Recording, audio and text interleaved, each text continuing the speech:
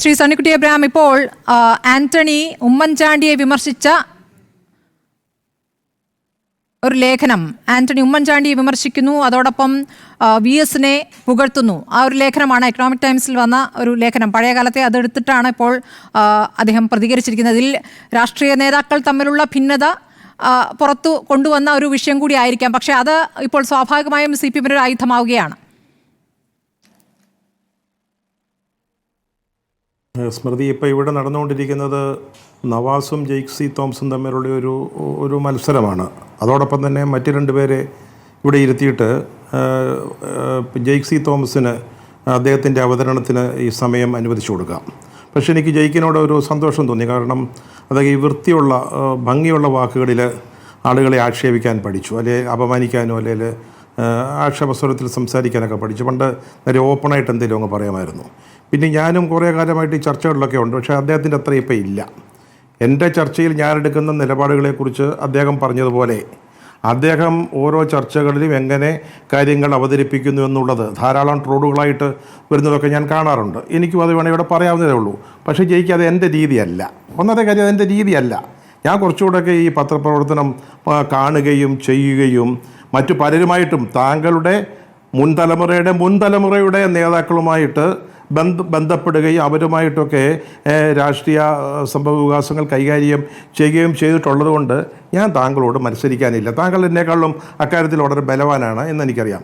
ഞാനിവിടെ പറഞ്ഞ കാര്യം, ഞാൻ പറഞ്ഞ കാര്യത്തെ അദ്ദേഹത്തിന് വസ്തുതാപരമായിട്ട് വിമർശിക്കാം. ഇവിടെ ഇപ്പോൾ തോരപ്പ അല്ലെങ്കിൽ ഒരു ഹോമിയോ അല്ലെങ്കിൽ റോയൽ അതൊന്നുമല്ല ഞാനിവിടെ പറയുന്നത്. നിങ്ങൾ ആരുടെ കണക്കാണ് ഇവിടെ പറയുന്നത്? നിങ്ങളുടെ ഈ വെബ്സൈറ്റൊക്കെ കണ്ടിട്ട് തന്നെയാണ് ഞാനും സ്മൃതി വിളിച്ചപ്പോൾ ഈ ചർച്ചയ്ക്ക് വന്നത്. അല്ല വെറുതെ രാവിലെ വൈകുന്നേരം ഒരു ഉടുപ്പ് ഇട്ട് വന്നൊന്നുമല്ല. എവിടുന്ന ഈ 3,40,000 എന്നൊക്കെ പറഞ്ഞത്? കണക്കുകൾ അങ്ങനെ ഉണ്ടാക്കാനാണോ പ്രയാസം? ഇവിടെ ഇപ്പം നിങ്ങളൊരു കാര്യത്തിൽ നിങ്ങൾക്കൊരു തെറ്റ് പറ്റിപ്പോയി. പിന്നെ ജയിക്കേ, നിങ്ങൾക്ക് ഈ കാപ്സ്യൂൾ തന്ന സമയത്ത് ഈ കാപ്സ്യൂൾ നേരത്തെ ഈ 34,000 കണക്കൊന്ന് 3,40,000 കണക്ക് ഒന്ന് തരൂറിന് കൊടുക്കേണ്ടതായിരുന്നു. അദ്ദേഹത്തിന് ഇപ്പോൾ 2,90,000 നിൽക്കുന്നതേ ഉള്ളൂ.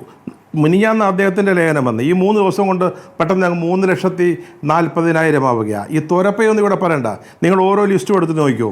കേരളത്തിൻ്റെ വിവിധ ഭാഗങ്ങളിൽ ആരംഭിച്ചിട്ടുള്ള ചെറിയ പിന്നെ നമ്മുടെ കുടുംബശ്രീയുടെ ചെറിയ ചെറിയ റെസ്റ്റോറൻറ്റുകൾ, തട്ടുകടകൾ, ഭക്ഷണ വിതരണശാലകൾ, ചെറിയ DTP സെൻറ്ററുകൾ, അതുപോലെ തന്നെ തയ്യൽ കടകൾ, അതുപോലെ തന്നെ മരുന്ന് കടകൾ, ഇതൊക്കെയാണ് ഈ സ്റ്റാർട്ടപ്പ് എന്ന് പറഞ്ഞിട്ട്. അല്ലെങ്കിൽ JK 3,40,000 പുതിയ സ്ഥാപനങ്ങൾ ഉണ്ടായിരുന്നെങ്കിൽ നമ്മളൊക്കെ ഒന്ന് അറിയണ്ടേ? കേരളത്തിലെ ജനങ്ങൾ അറിയണ്ടേ? നവാസ് പറഞ്ഞു 2,400 സ്ഥാപനങ്ങൾ ഒരു നിയോജകമണ്ഡലത്തിൽ വരണം. നിയോജകമണ്ഡലം കൃത്യമായിട്ടുള്ളൊരു വിഭജനമാണെങ്കിൽ, ഒരു കൃത്യമായിട്ട് പറയുകയാണെങ്കിൽ ഒരു മണ്ഡലത്തിൽ ഒരു 2,400 വരണം. പിന്നെ കണക്കുണ്ടാക്കാൻ ഇത് കേന്ദ്ര ഗവൺമെൻറ്, അത് സ്മൃതിയുടെ ഒരു ചോദ്യത്തിലുണ്ടായിരുന്നു.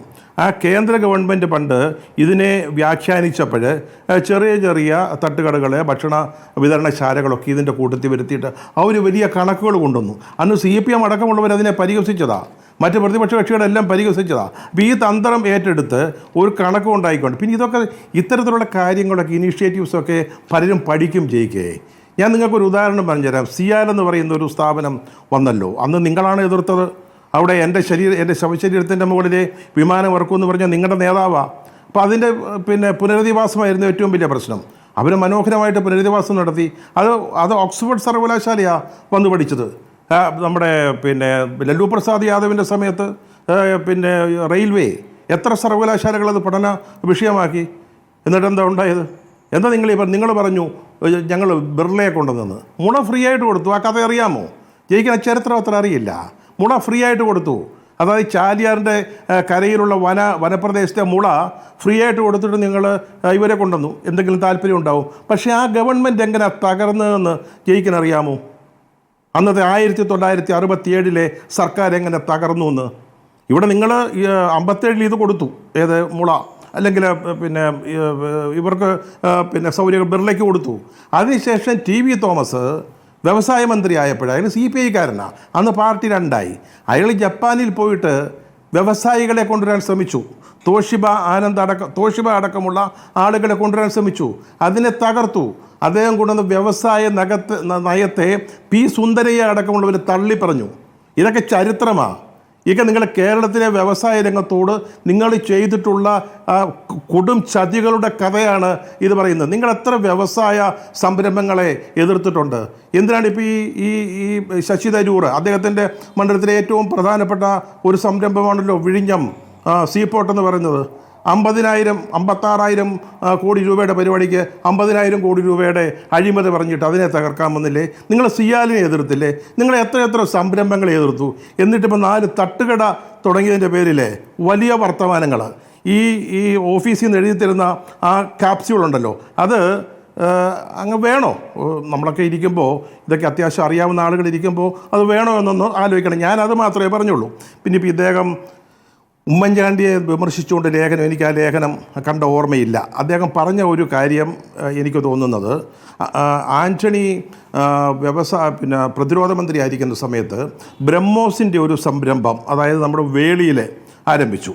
അത് അദ്ദേഹത്തിൻ്റെ ഒരു കോൺട്രിബ്യൂഷനായിരുന്നു കേരളത്തിന് വേണ്ടി. കേരളത്തിലേക്ക് അതിൻ്റെ ഒരു ബ്രാഞ്ച് പോലൊരെണ്ണമാണ് ആ വേളി വിമാനത്താവളത്തിൻ്റെ സൈഡിലായിട്ട് ആരംഭിച്ചത്. അന്ന് അദ്ദേഹത്തിൻ്റെ പ്രസംഗം ഞാൻ ഓർക്കുന്നുണ്ട്. അതായത് ഞാൻ ഈ ഒരു സംരംഭത്തെക്കുറിച്ച് പറഞ്ഞപ്പോൾ എളമരം കരീമാണെന്ന് വ്യവസായ മന്ത്രി, അദ്ദേഹം വളരെ താല്പര്യപൂർവ്വം അതിനോട് പ്രതികരിച്ചു. അതുകൊണ്ടാണ് ഈ സ്ഥാപനം വരുന്നതെന്ന് പറഞ്ഞ് എളമരം കരീമിനെ പ്രശംസിച്ച് ഞാൻ ഓർക്കുന്നു. ഇത് ശരിയാ ജയിക്കേ? നിങ്ങൾ ഭരിക്കുമ്പോൾ നിങ്ങൾക്ക് വ്യവസായശാലകൾ വരാം, പുതിയ സംരംഭങ്ങൾ വരാം, എത്ര കോടി രൂപയുടെ സംരംഭങ്ങൾ വേണമെങ്കിലും ഇവിടെ കൊണ്ടുവരാം. പക്ഷെ മറ്റുള്ളവർ ഭരിക്കുമ്പം അതാണല്ലോ പ്രശ്നം. അതാണല്ലോ നിങ്ങൾ TP ശ്രീനിവാസനെ തല്ലാൻ പോയത്, ഓർമ്മയില്ലേ? എന്നിട്ടാണ് അതാണല്ലോ നിങ്ങളിപ്പോൾ വീണ്ടും കൊണ്ടുവരുന്നത്. നിങ്ങളുടെ SFIക്കാർ തകർത്ത് തരിപ്പണമാക്കിയതാണല്ലോ പ്രീ ഡിഗ്രി ബോർഡ്. എന്നിട്ട് നിങ്ങൾ +2 ആയിട്ട് കൊണ്ടുവന്നില്ലേ? ഇതൊക്കെ ചരിത്രം നമ്മുടെ മുമ്പിൽ ഇരിക്കുന്നുണ്ടേ. ഒരു 3,40,000 കണക്കും കൊണ്ട് വന്നിട്ട് സണ്ണിക്കുട്ടി അബ്രഹാമിനെ ഒന്ന് പരിഹസിച്ചിട്ട് പോയാൽ സന്തോഷം ആകുമെന്നുണ്ടെങ്കിൽ ആകുന്നതിൽ നമുക്ക് തെറ്റൊന്നുമില്ല. പക്ഷേ ഇവിടെ നമ്മുടെ ചർച്ചയങ്ങ് മാറിപ്പോവാ സ്മൃതി.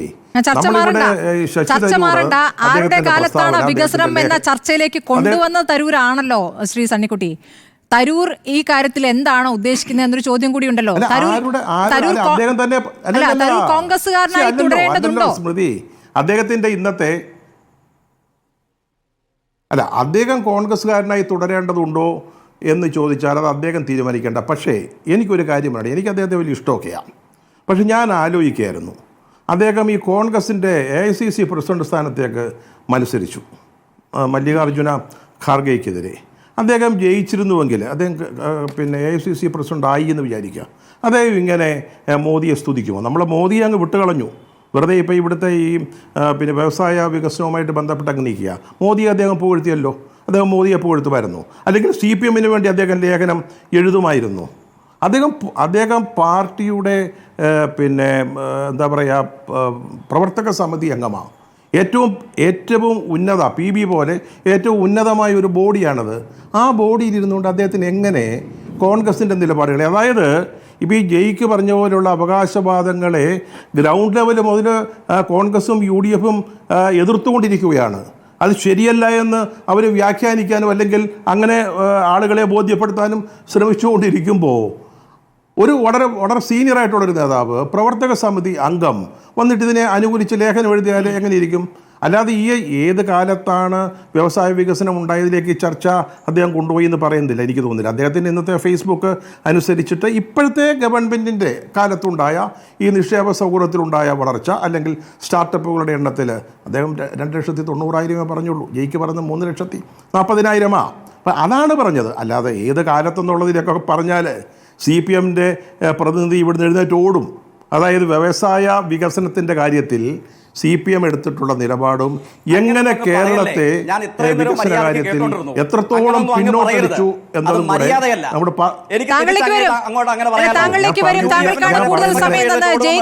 അല്ല, അദ്ദേഹത്തിന്റെ പ്രായം കൂടി കണക്കിലാക്കുക. അതോടുകൂടി ആ മര്യാദയോടുകൂടി നമ്മൾ സംസാരിക്കണം.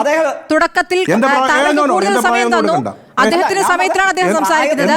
ജയിക്കിലേക്ക് വരില്ല എന്ന് പറഞ്ഞിട്ടില്ല, ജയിക്കിലേക്ക് വരും. അദ്ദേഹം പൂർത്തിയാക്കട്ടെ. എൻ്റെ പ്രായമൊന്നും എടുക്കരുത്, എൻ്റെ പ്രായമൊന്നും ഇവിടെ ഒരു പരിഗണനയും വേണ്ട. എൻ്റെ പ്രായത്തെക്കുറിച്ചൊന്നും ഇവിടെ ഒരു പരാമർശങ്ങളും കേരളത്തിൻ്റെ വ്യവസായ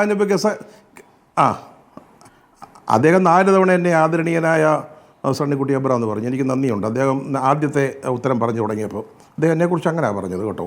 ഞാൻ പറഞ്ഞത് കേരളത്തിൻ്റെ വ്യവസായ വികസനം അല്ലെങ്കിൽ വികസന കാര്യത്തിൽ കേരളത്തെ പിന്നോട്ടടിച്ചതിൽ ഞാൻ ഉദാഹരണം പറഞ്ഞിട്ട് ഈ ചർച്ചയ്ക്ക് സമയമില്ല, ജയിക്ക് വാ നമുക്കൊരു ദിവസം ഇരുന്നിട്ട് സംസാരിക്കാം. എങ്ങനെയാണ് നിങ്ങളുടെ ഒത്തിരി പല കാര്യങ്ങൾ സാമൂഹിക ഉന്നമനം അല്ലെങ്കിൽ സാമൂഹിക നവോത്ഥാന കാര്യത്തിലൊക്കെ നിങ്ങളുടെ പാർട്ടി എടുത്തിട്ടുള്ള നിലപാടുകൾ 100% അംഗീകരിക്കുന്ന ആളാണ് ഞാൻ. ഈ സമൂഹത്തെ ഇങ്ങനെ മാറ്റിയെടുത്തതിൽ CPM അല്ലെങ്കിൽ കേരളത്തിലെ കമ്മ്യൂണിസ്റ്റ് പാർട്ടിക്ക് വലിയ റോളുണ്ട്, ഞാൻ അംഗീകരിക്കുന്ന ആളാണ്. പക്ഷേ ഞാൻ പറയുന്ന കാര്യം വികസന കാര്യത്തിൽ CPM കേരളത്തെ എങ്ങനെ പുറകോട്ടടിച്ചു എന്നുള്ളത് വേണം നമുക്ക് തമ്മിൽ, നിങ്ങളെ എന്നെ അംഗീകരിക്കുമെങ്കിൽ നമുക്ക് തമ്മിലിരുന്ന് സംസാരിക്കാം. ഞാൻ ഉദാഹരണങ്ങൾ ചൂണ്ടിക്കാണിച്ചുകൊണ്ട് പറയാം.